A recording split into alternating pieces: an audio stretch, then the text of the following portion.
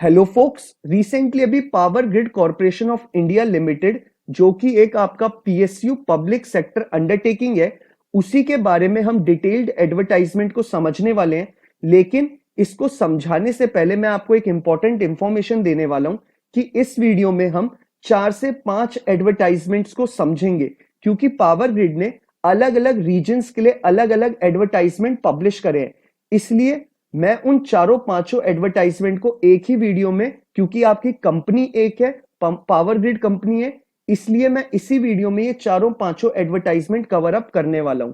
मैंने वही एडवर्टाइजमेंट निकाले हैं जिनमें लॉ ऑफिसर की वैकेंसी निकाली गई है।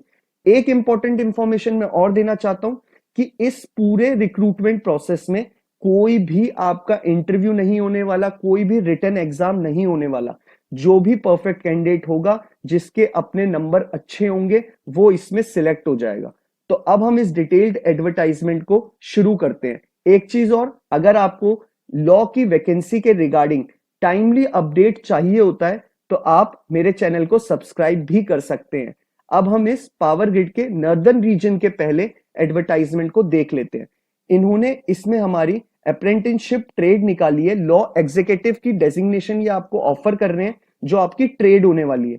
नंबर ऑफ वैकेंसी एक निकाली है, और वो भी अनरिजर्व्ड कैटेगरी के लिए निकाली है। ये आपका कॉन्ट्रैक्चुअल बेसिस की अप्रेंटिसशिप होने वाली है, और आपका कॉन्ट्रैक्ट 1 साल का होगा फॉर 1 ईयर ड्यूरेशन।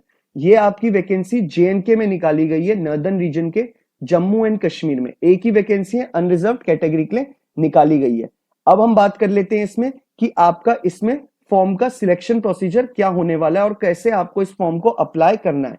तो इसमें आपसे सबसे पहले जो एलिजिबिलिटी क्राइटेरिया में जो एजुकेशनल क्वालिफिकेशन मांगा है, सिंपल बोला है कि आपके पास एलएलबी की डिग्री होनी चाहिए, या तो आपने 3 ईयर की एलएलबी करी हो या फिर आपने 5 ईयर की इंटीग्रेटेड एलएलबी करी हो। अब बात कर लेते हैं रेमुनरेशन की। 17,500 रुपीज आपको रेमुनरेशन प्रोवाइड किया जाएगा पावर ग्रिड की तरफ से, और अगर आपको कंपनी अकोमोडेशन नहीं प्रोवाइड कर पाती तो 2500 रुपए आपको एक्स्ट्रा पे किया जाएगा, which makes the total amount of 20,000 rupees. 20,000 रुपए आपको महीना दिया जाएगा। इस फॉर्म को फिल करने की लास्ट डेट रखी गई है 31 जुलाई 2023। एक बार फिर से ध्यान रखिएगा, 31 जुलाई 2023 आपकी लास्ट डेट है इस फॉर्म को फिल करने की।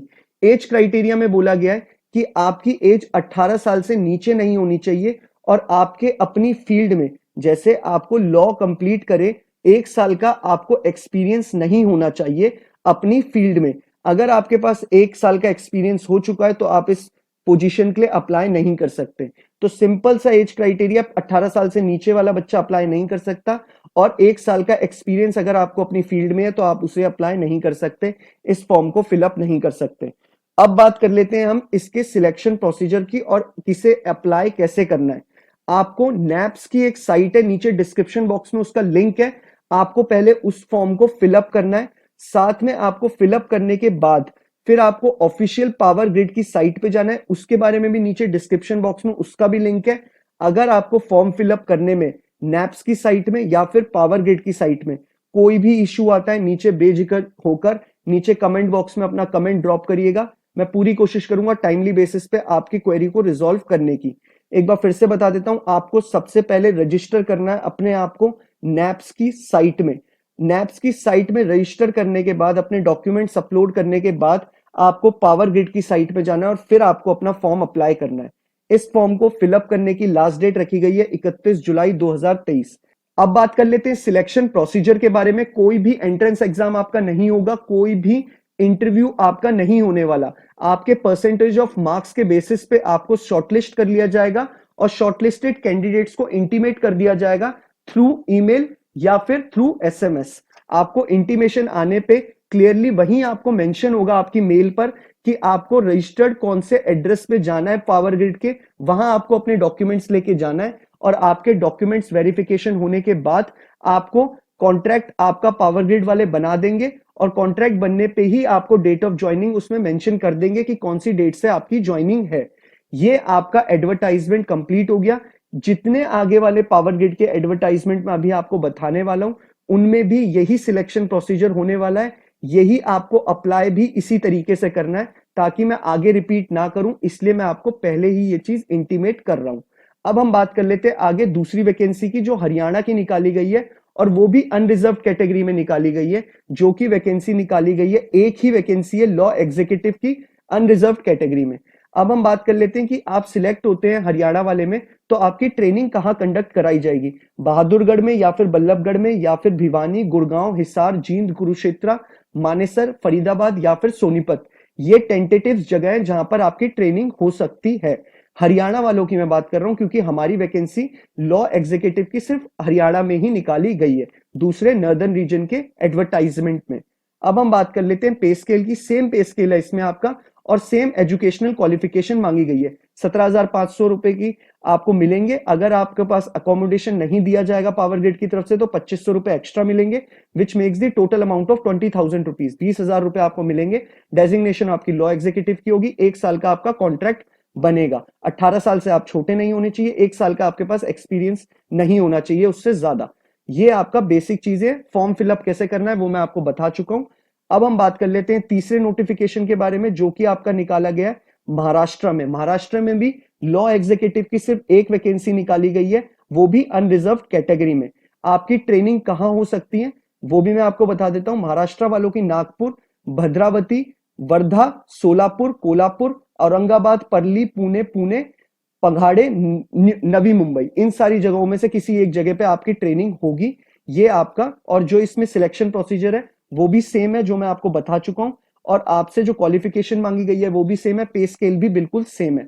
अब हम तीसरे के बाद चौथे एडवर्टाइजमेंट के बारे में बात कर लेते हैं जो कि आपका सदर्न रीजन में निकाला गया है।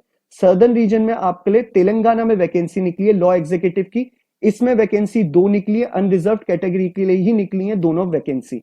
अब हम बात कर लेते हैं इसमें कि आपकी ट्रेनिंग लोकेशन कौन कौन सी होने वाली है।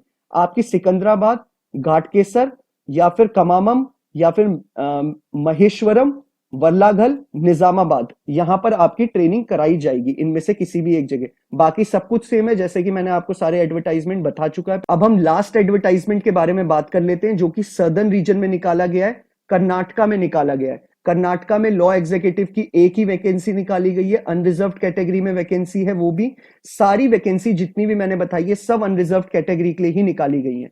अब जो इसमें आपका जहां पर आपकी ट्रेनिंग कंडक्ट कराई जाएगी कर्नाटका वालों के लिए, एक बार मैं पढ़ के बता देता हूं। भिदादी, हसन, हिरियूर, कोलर, कुगड़ी, मैसूर, नरेंद्र, पवागढ़, सोमानहिली, तुमकुर, येलमखा या फिर बेंगलुरु, इन्हीं सारी जगहों में से किसी एक जगह पे आपकी ट्रेनिंग कंडक्ट कराई जाएगी। बाकी सिलेक्शन प्रोसीजर सेम है। लास्ट डेट 31 जुलाई 2023 है। सेम है सारे एडवर्टाइजमेंट के लिए, सारे रीजन्स के लिए। बाकी अगर आपको कोई भी प्रॉब्लम अराइज होती है किसी एडवर्टाइजमेंट में, कोई क्वेश्चन है आपका जो आपका नहीं मैं बता पाया हूं, तो आप नीचे कमेंट बॉक्स में लिखिएगा। मैं पूरी कोशिश करूंगा टाइमली बेसिस पे आपकी क्वेरी को रिजॉल्व कर दूं। अगर आपको लॉ के रिगार्डिंग किसी कोई एक्ट में किसी सेक्शन कोई चीज समझ में नहीं आ रही या कोई प्रोविजन समझ में नहीं आ रहा, तो वो भी आप मुझे नीचे कमेंट बॉक्स में लिख सकते हैं। मैं टाइमली बेसिस पे कोशिश करूंगा उन चीजों को भी रिजॉल्व कर दूं। कोई केस भी समझ ना आ रहा हो तो आप मुझे वो भी बता सकते हैं, मैं कोशिश करूंगा उसका भी वीडियो आपको बना के बता दूं और आप उसे केस को खुद देख के समझ पाए। बाकी अगर आपको ये वीडियो पसंद आया हो तो चाहूंगा मैं कि आप इसे जरूर लाइक, शेयर एंड सब्सक्राइब तो जरूर करें ताकि आपको टाइमली बेसिस पे लॉ की वैकेंसीज के बारे में पता चल जाए। Thank you so much.